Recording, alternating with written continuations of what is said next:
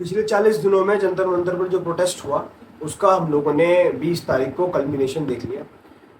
जो protest peaceful protest की तरह स्टार्ट हुआ था, यूथ का प्रोटेस्ट था, उसको हाईजैक किया गया, उसको मिसगाइड किया गया और फिर जो उसका फ्रंट था वो इनोसेंट यूथ को पुलिस वायलेंस के रूप में झेलना पड़ा। और जो लोग उनको लीड कर रहे थे वो लोग सबसे पीछे खड़े थे, उनमें से एक को भी चोट नहीं आई। जिन लोगों ने उस स्टेज का यूज किया वो लोग अपना मोटिव सीधा कर कर अपनी बात बोलकर चले गए। और जिस दिन प्रोटेस्ट होना था, जिस दिन मार्च इन लोगों ने प्लान करी थी, उस दिन एक भी आदमी निकलकर नहीं आया इनके सपोर्ट में। स्टूडेंट्स हमारे देश के फ्री में, मैं तो ये बोलूंगा, फ्री में पिटते रहे।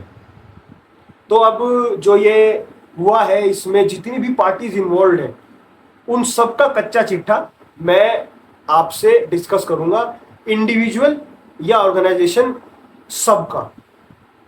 सबसे पहले बात करेंगे हमारे देश के प्राइम मिनिस्टर श्री नरेंद्र मोदी जी की। तो हमारे जो देश के प्राइम मिनिस्टर हैं वो बहुत ज़्यादा इनफेमस हैं ग्लोबली इस बात के लिए कि वो मीडिया को डायरेक्ट जवाब नहीं देते हैं, प्रेस कॉन्फ्रेंस होल्ड नहीं करते हैं, बाइट्स नहीं देते हैं। 2007 में इन्होंने ये डिसाइड किया था, तो गुजरात जो राइट्स थे उसके बाद मीडिया ने कॉन्स्टेंटली हैकल कर रहा था, तो मोदी जी ने 2007 में डिसाइड किया कि वो मीडिया को बाइट नहीं देंगे। बट इनको ये चीज़ तब नहीं समझ आई जब ये प्राइम मिनिस्टर बने कि तब आप एक चीफ मिनिस्टर थे, अब आप एक देश के प्राइम मिनिस्टर हैं 150 करोड़ की आबादी की। 19 साल हो गए हैं उस बात को, आज तक आपने एक भी बार नहीं सोचा कि मीडिया को एड्रेस कर लूं, ओपनली मीडिया से मैं बात कर लूं। जब भी आप मन की बात करने आते हैं आप वन साइडेड अपनी बात बोलते हैं और निकल जाते हैं, स्क्रिप्टेड। उसके बाद फिर अगर आपके एमईए के जो ऑफिशियल्स हैं जो विदेश में, जिनसे क्वेश्चन किया जाता है कि मोदी जी क्वेश्चंस के आंसर क्यों नहीं देते, तो वो बहाना क्या देते हैं कि मोदी जी जनता से बात करते हैं। कब करिए आपने जनता से बात? किस जनता के सवाल का आपने जवाब दिया? बच्चे जो वहां पिटे, आपने एक भी बार उनके लिए कुछ बोला? जब कल सारे में दंगे हो गए, सारे में तोड़फोड़ हो गई, बच्चों को चोट लग गई, पुलिस वालों के सिर फट गए, बच्चों के हाथ पैर टूट गए, तब आप यूं बोलते हैं कि नीट पेपर में जो भी इन्वॉल्व था उन सबको कड़ी से कड़ी सजा मिलेगी 2 महीने बाद पेपर होने के। और फिर उसके बाद लोग आप सपोर्ट भी एक्सपेक्ट करते हैं हम जैसे लोगों से कि हम आपको ओपनली सपोर्ट भी करें नेक्स्ट इलेक्शन में। कैसे करें इन सब बातों पे?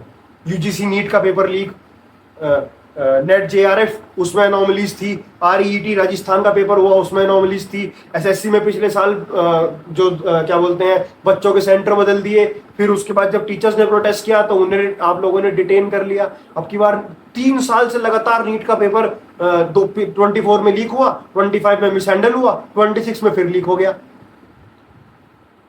कितने बच्चों का फ्यूचर आपने सिर्फ अपनी पॉलिटिक्स के लिए खराब कर दिया।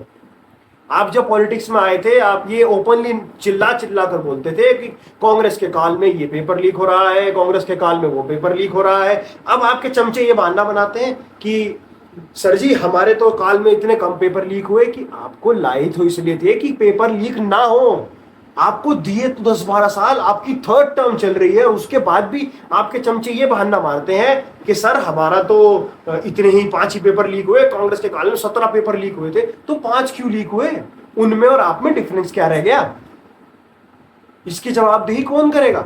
फिर आपसे अगर राहुल गांधी जवाब मांगते हैं तो आप उनको उठवा लेते हैं।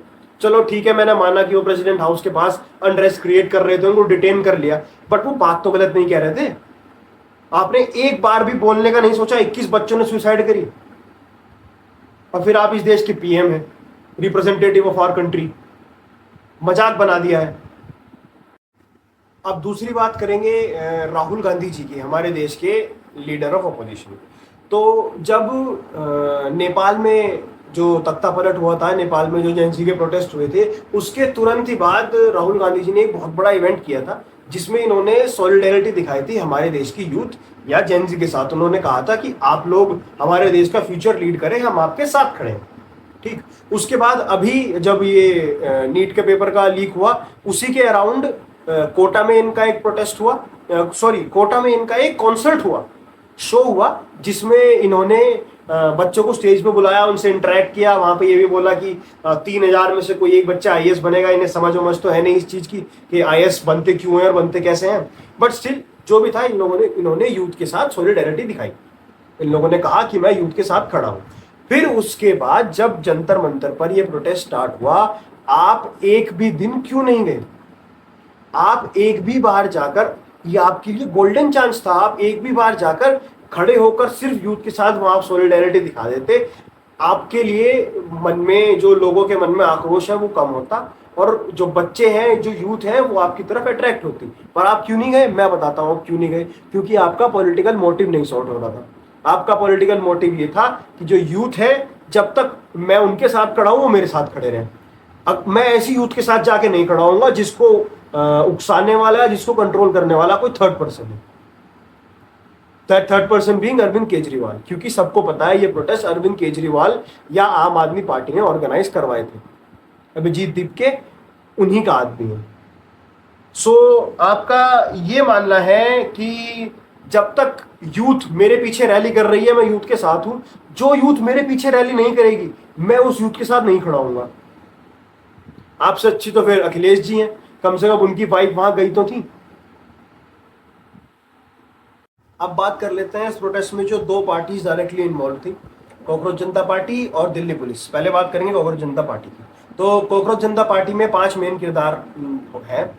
केजरीवाल जी और उनके 4 बंदर, एक यूएसए से इंपोर्ट किया था, 3 यही रहते थे। ठीक है, आप जानते हैं कौन कौन। तो उनके जो 4 बंदर थे, उन्होंने प्रोटेस्ट स्टार्ट किया, उन्होंने वो स्टेज लगाया, फिर उन लोगों ने सोनम वांगचुक जी को बुलाया। सोनम वांगचुक जी ने वहां पर अपनी जो भूख हड़ताल थी, जिसमें वो एक्सपर्ट है, वो स्टार्ट की। ठीक, फिर उसके बाद 20 दिन तक वो हड़ताल चली, सब लोगों ने स्टेज का यूज करा। उसी दौरान नाच गाना भी हुआ, हम लोगों ने देखा, भंडारा था। उस दिन में 3 टाइम खाना मिलता था। एक आदमी वहां भूखा बैठा था, पर उससे कोई फर्क नहीं पड़ता, वो एक्सपर्ट है, इनको माइग्रेन हो रहा है दीपके साहब को, तो ये सुबह कचौरी खाएंगे, शाम को पकौड़े खाएंगे, रात में लंगर खाएंगे।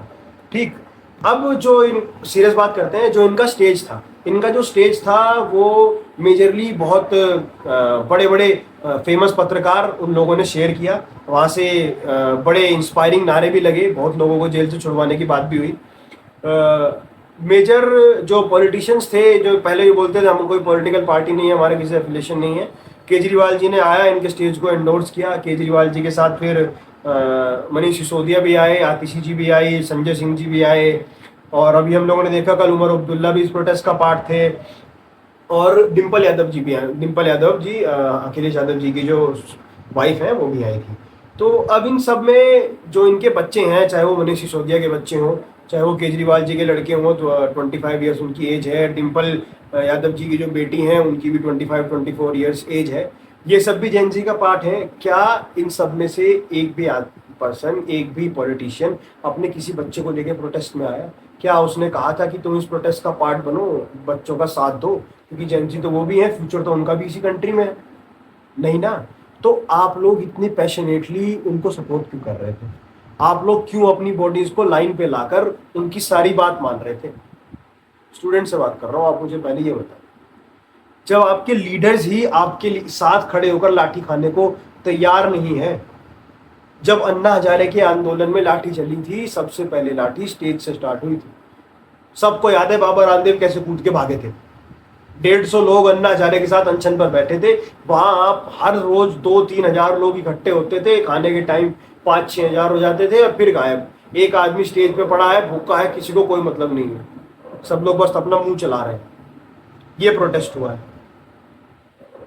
फिर एक बात, दूसरी बात जो मैं कहूँगा, जो एजुकेशन से या फिर जो हमारी जो एक्टिविज्म है उससे रिलेटेड है।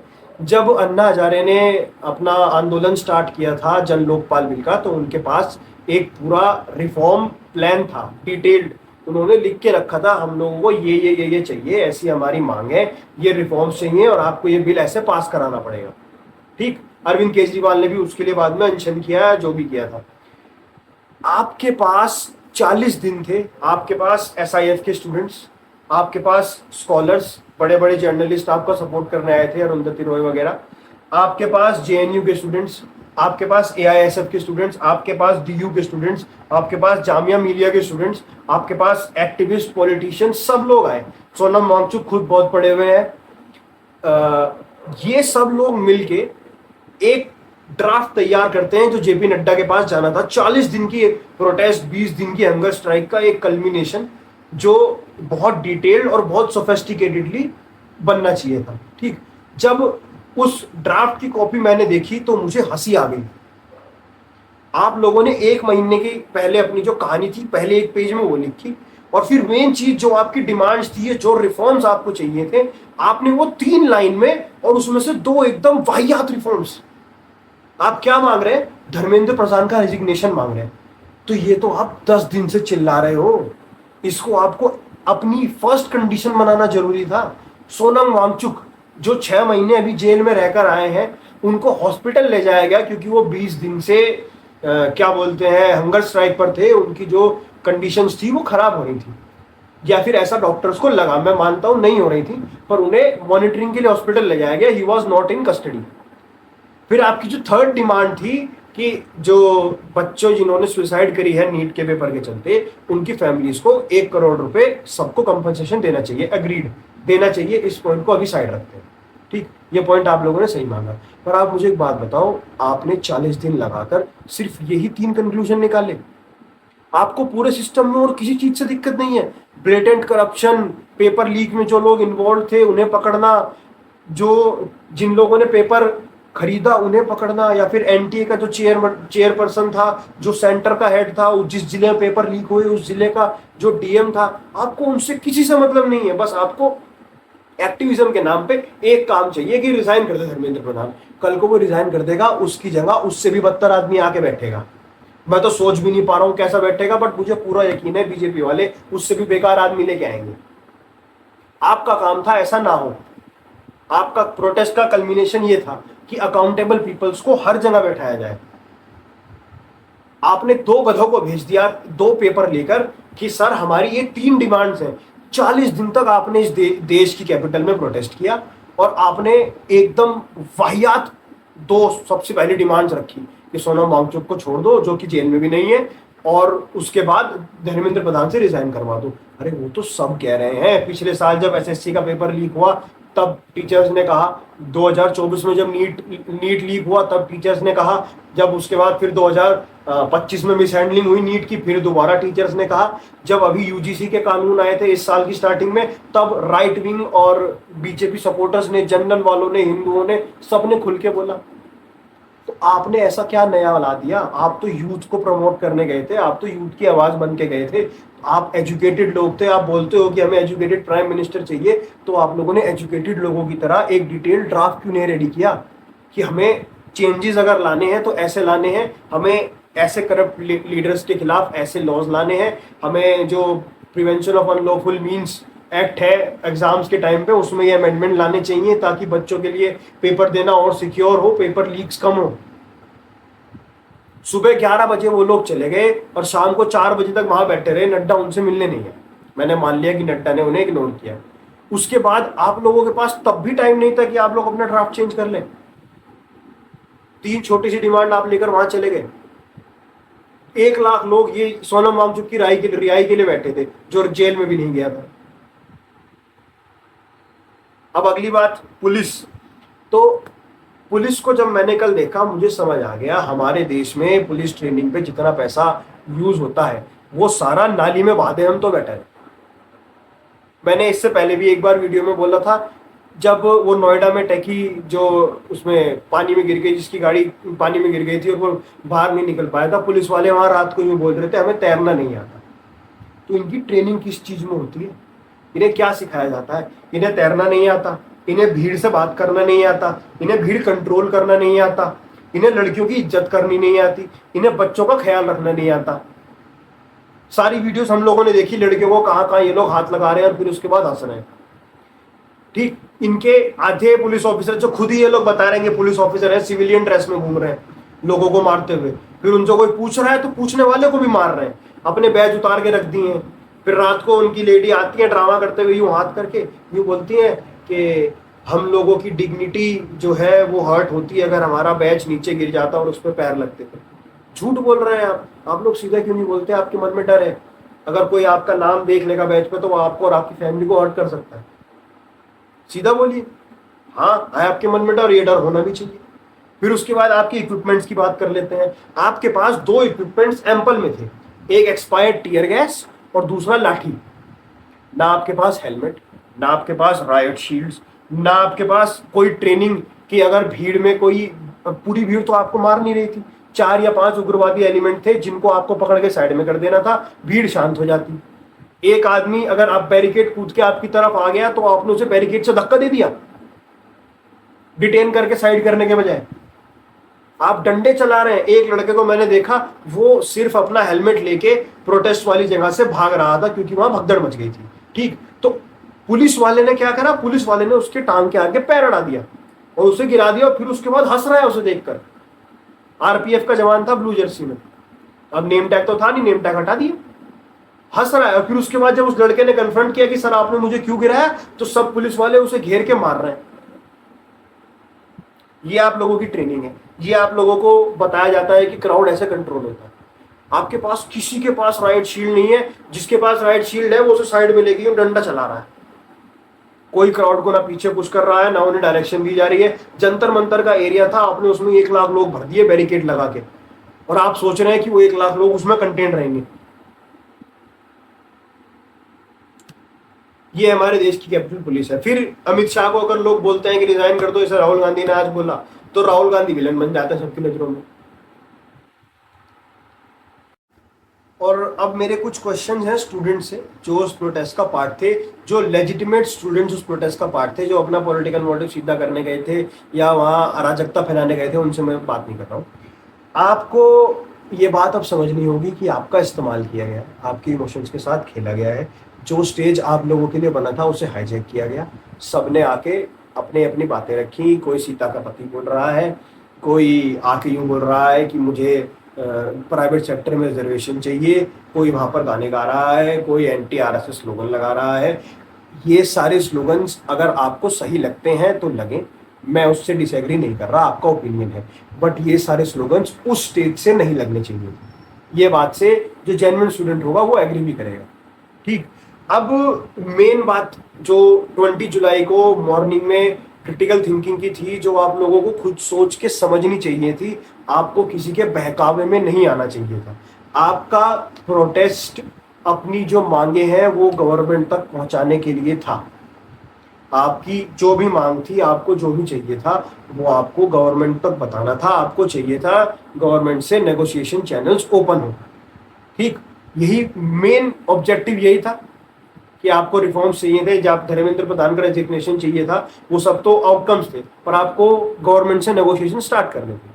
जब सुबह गवर्नमेंट से आपको बोला गया कि आपकी जो डिमांड्स हैं वो आप अपने रिप्रेजेंटेटिव्स के हाथ हमारे पास भिजवा दीजिए, सुबह 11 बजे सौरभ और आशुतोष जेपी नड्डा के यहाँ अब पहुंच चुके थे। ठीक, उसके बाद पुलिस वहां पर कॉन्स्टेंटली अनाउंस कर रही थी जंतर मंतर पर कि आपकी बातें हमने सुन ली हैं, आपके जो रिप्रेजेंटेटिव्स हैं वो गवर्नमेंट के पास चले गए हैं, गवर्नमेंट रिप्रेजेंटेटिव्स के पास उनकी नेगोशिएशन स्टार्ट हो गई हैं, तो अब आप लोग प्रोटेस्ट मत कीजिए, आप लोग चले जाइए, या फिर जब आपका दोबारा जब नेगोशिएशंस का जो रिजल्ट आएगा उसके बाद आप लोग कंटिन्यू कर लीजिए। ये एक कॉमन अंडरस्टैंडिंग होती है। अगर आप सौरभ और आशुतोष चले गए हैं आपकी बात बताने के लिए, तो जब तक वो बात कर वापस नहीं आएंगे तब तक आपको वेट करना है। ठीक, आप अभिजीत के कहने पर क्यों मार्च पर निकल पड़े, आपने क्यों वो बैरिकेड्स तोड़े, आप क्यों पुलिस के ऊपर चढ़े, या पुलिस को ये आपने मौका दिया कि वो आपके ऊपर टीयर गैस और लाठियों का यूज करें। आप लोग साइलेंटली बैठे रहते।